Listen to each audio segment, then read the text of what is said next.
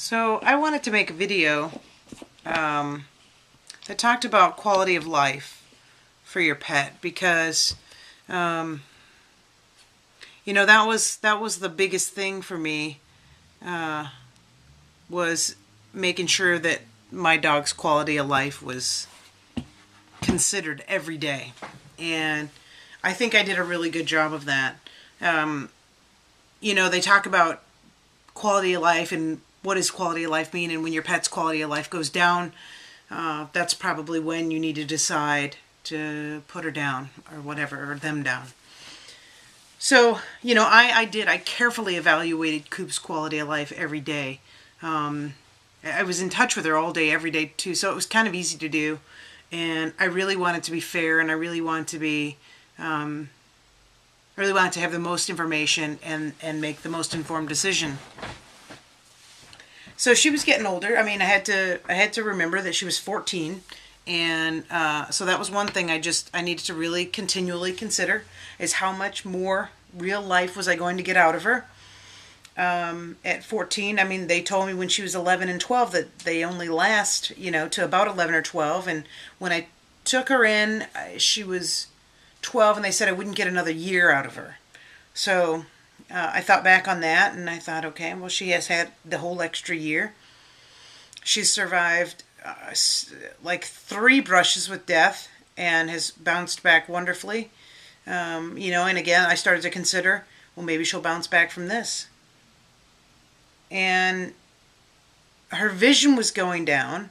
She was not blind. Her vision was going down, so she couldn't see as well, which she's been in this house for a long time, so she didn't really need her vision anyway. Even if she would have went blind 100%, I think she would have been okay, because she had a sense of smell and her hearing, and she would have gotten around fine. So I would not have put my dog down for having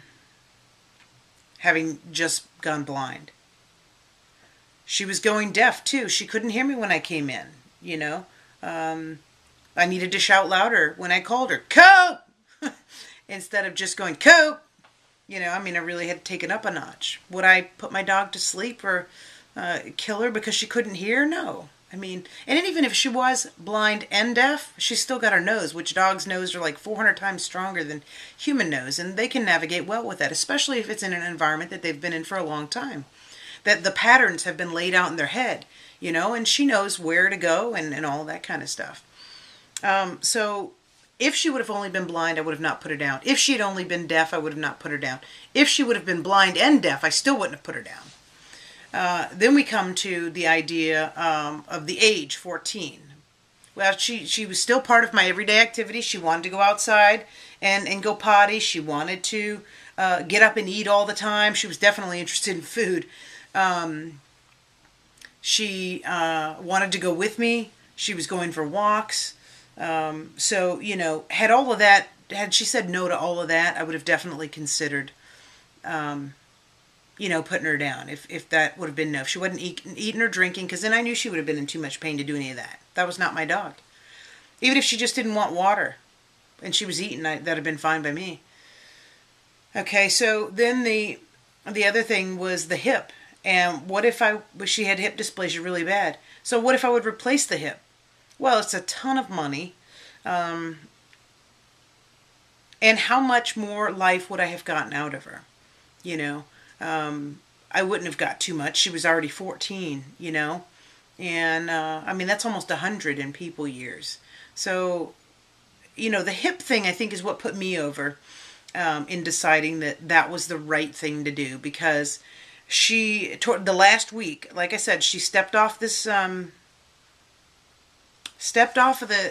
out of the house to go to the bathroom, and I heard something pop in her back, and it was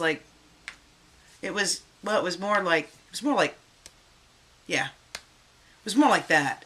And I was like, God, what was that? And then, over the next couple of days, when I'd start to, help her up, because she started having trouble getting up, she would yelp out, "Arr!" And so I thought, my God, well, she can't pick herself up, and if I can't help her up, what are we doing here, And I got to thinking, about what the vet said about that she didn't even know how the hip was staying in place, because the bone was so brittle and so like not there around it. So, I thought, well, maybe that was the thing. And then I got to thinking about how much she was panting, and that perhaps that's a sign of congestive heart failure. And she did cough a few times, but I thought, well, maybe she's coughing because she's panting so heavy, like, and you get, I don't know.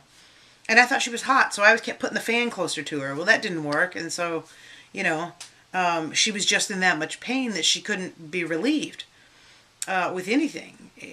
She was on meds. She was on tramadol for pain. She was 50 milligrams, like 3 in the morning, 3 at night. And that had been up from 2 in the morning to 2 at night. She was on Rimadyl. She weighed 75 pounds when I put her down. 77, sorry. And she got 1 full Rimadyl in the morning. It's not Rimadyl, it's Novox. It's the generic form of Rimadyl. Same thing, just a lot cheaper. And a half of a Novox at night. And that's the max. I mean, you can't give a dog any more than that, otherwise you'll see blood in their stool. So she was on the maximum dose of Rimadyl / Novox. She was on tramadol. The glucosamine and chondroitin she was on for a long time. I don't think that it helped too much. The laser therapy was definitely a major help. And we went to that twice a week. That was a lot of help. But this last time we went, we had gone maybe like on a Thursday, and by Friday she was hurting. So I knew that the laser therapy we had tapped out of the laser therapy as much as we could. So it really came down to that hip, because I looked at the eyes, I looked at the ears, I looked at the age, all of that stuff. She was still wanting to go with me. She was still drinking. She was still eating. And so I carefully evaluated that every day, because I did not want to make the decision to put her down any quicker than when it was, than when it was time. And I knew that she was giving up or couldn't do anymore. And so that day she just couldn't get up. She couldn't stand up without my help. I put the towel underneath her to lift her up. But she was moving around just so much on the front end. And I thought, this has to be the end. I have to go to work tomorrow. There's no way that she can go with me. If I leave her here, she's just going to be standing up. She's just going to be laying here for like 8, 9, 10 hours. And I couldn't imagine that happening.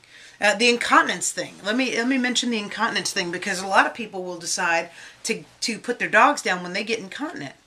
Now, for me, my thought was, and it wasn't pee. It was poop that she was losing her poop. I got diapers, and that was very helpful. If she slipped in the pee, slipped with letting the pee out, then that was okay. It went in the diaper.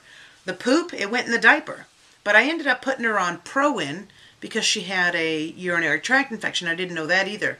But I put her on the Pro-In, and it stopped the leaking of the pee completely. And it took 1.5 pills in the morning, 1.5 pills at night. The Pro-In, I think it was 50 milligrams. Proin is what that is. And that helped. That stopped the pee completely. Okay, so then we're dealing with the poop.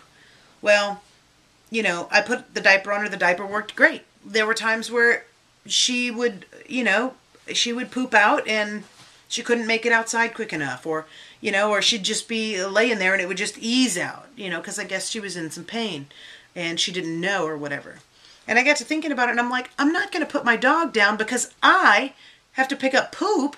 I almost said the F word. How lazy is that of me? She has been here 14 years, and she has been loyal. She has been my best friend. She's gone every place I've wanted to go. She's greeted me every single day of my life that I've come home. She has been there for me day in and day out, no matter what. And how lazy would I be to put her down when I got tired of picking poop up? I thought, buck up and pick up the poop. She has been there for 14 years for you, and don't you dare be so lazy that now you don't want to be there for her. So I had a real come to Jesus meeting with myself about that. And she was waking me up during the night, 1 o'clock in the morning and 3 o'clock in the morning, and she was upset because she had gone inside and she was coming to get me. Mommy, come clean up the poop, or Mommy, help me. I don't like it that I pooped, or, you could tell that she was distressed by it when it happened. And other times she was waking me up so that she could go outside. And I really had to, I thought, no, I need to do this for her. I need to be able to clean up after her. She's not a convenience. And when she's pooping, all of a sudden I'm ready to put her down.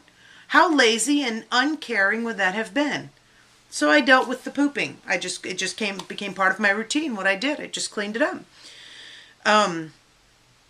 So I pick up the first part, with toilet paper. I'd get some toilet paper, pick it up, I'd drop that in the toilet. And then I had bought those, those Lysol wipes. You just pull a Lysol wipe out and clean it up off the floor, and it's as good as new. Now, we do have tile floors, and that's definitely helpful. I can't answer to the fact of what would have happened if it had been carpet. I mean, that would have been more frustrating for sure. I would have had to clean it up for longer. It wouldn't have taken 2 minutes to clean up. It would have taken maybe 5. But still, is that too much for me to give to my dog, who every single day was there for me and was thrilled to be part of my life every single day? This is more important. So I decided that I could clean up the poop. I mean, it was just a no-brainer for me. I just cleaned it up. And so, even though she was incontinent, that was fine. I realized she was incontinent because, she had some pain. But the pain never stopped her. The pain was never too much until, like I said, right at the end, the last week, the pain was never too much that it stopped her from doing anything. It never stopped her from eating or drinking or wanting to go with me or going for a walk or any of that stuff. But I knew that when she was yelping out that had to be, she just couldn't tolerate anything, And even right up to the end, she was wanting to eat and drink and go. In fact, she loaded herself into the car that last day. She kept trying to jump up, and she just, she couldn't put any weight on the back, and so I had to kind of lift the whole dog up that day. But I just knew that it was time, and that had to be the end. She gave so much every day, and so I did a lot for her in the end, and I feel good about that. And now, if you come upon a decision that you have to make quickly, I would encourage you not to make it quickly. Give yourself, 3 days, 5 days a week, and decide. I mean, maybe they'll get better. Coop spontaneously got better after 3, near fatal incidents. But I knew that there was no coming back from this, because I knew that the hip was gone. And I knew that, it was going to cost a fortune to do surgery to replace the hip or to get the wheels. And then, she's 14. Really, how much longer could she do that? So for me, the more and more I think about it, of course, right when I did it, I was bawling on top of her. I'm so sorry, baby. Mama's so sorry. I love you so much. Please forgive me. Please forgive me.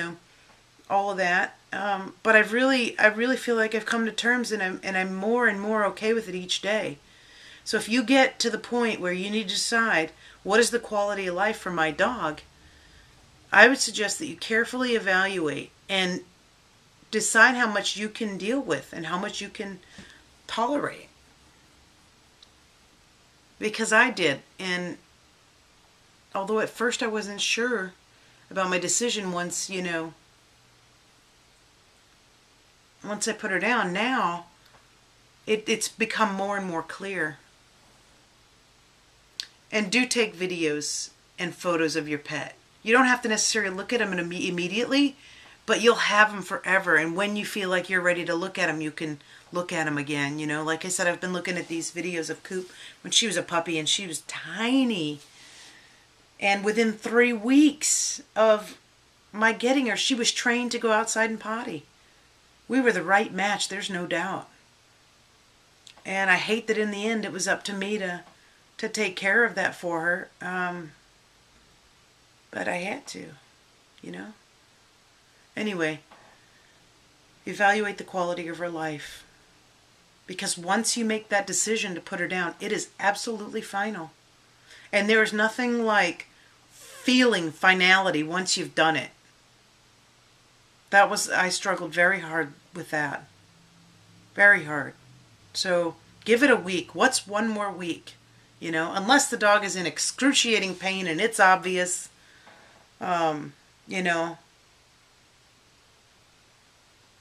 You'll know. You'll know. I think you will know when it's right. That's all I have to say about that.